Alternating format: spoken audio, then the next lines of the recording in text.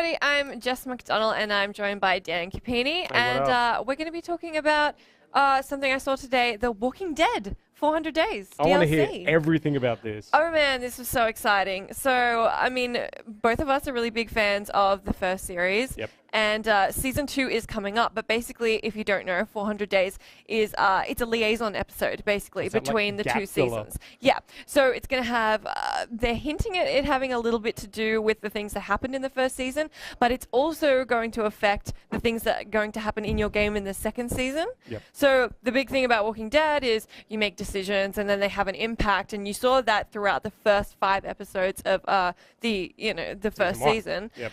But what we'll see from 400 Days is those decisions from season 1 having an impact in the mini-sode, and then in season 2, the decisions you make throughout season 1 and 400 Days having an impact. So basically, it looks really cool. So wait, I have a quick question. What happens then if you hadn't played season 1 and for whatever reason you missed that boat, but you want to jump in at 400 Days? That's okay. It's a standalone? It's standalone. So basically what 400 Days is pretty much the equivalent of one chapter of one of the episodes of the first game. So we're looking at about a 2-hour runtime. Yeah.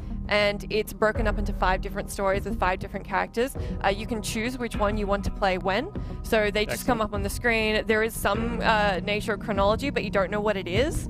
So you basically play through the episodes, and then they'll have a wrap-up at the end that wraps up the decisions you made and, you know, how that's had an impact from the very start of the series.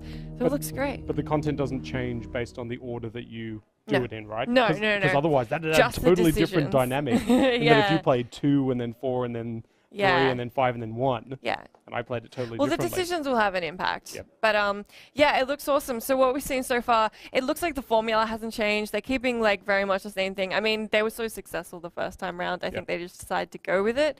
So what we saw was Vincent's story. He was incarcerated on a bus. And you know, it's the start of the zombie outbreak basically, and they're dealing with that, and a lot of decision making. We saw some very big decisions already, and I read something Can you how talk about stuff without spoiling it? Yeah, well, I don't want to spoil. I don't want to spoil, but they have said they're making it. It's paramount for them to make decisions that will be split really 50-50. They want to make you choose these hard decisions. They want to force it on you to really put your opinion out there and make the hard choices. So it looks awesome. I have a question for you, Yes. Jess McDonald. In the vines that we saw from Telltale Games, there was a thumb, and it looked a lot like Lee's.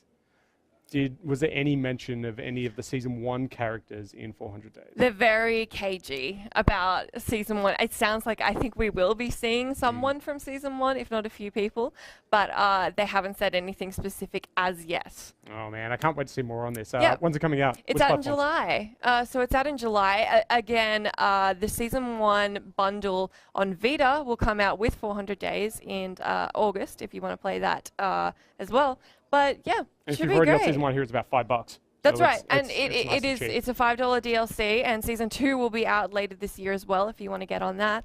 But until then, Telltale, Walking Dead, awesome. Yeah, check out more on GuestSpot.com. We've got heaps of live shows, as well as you can tweet us you can use the hashtag GameSpot E3. Sure can. Awesome. Thanks for joining us.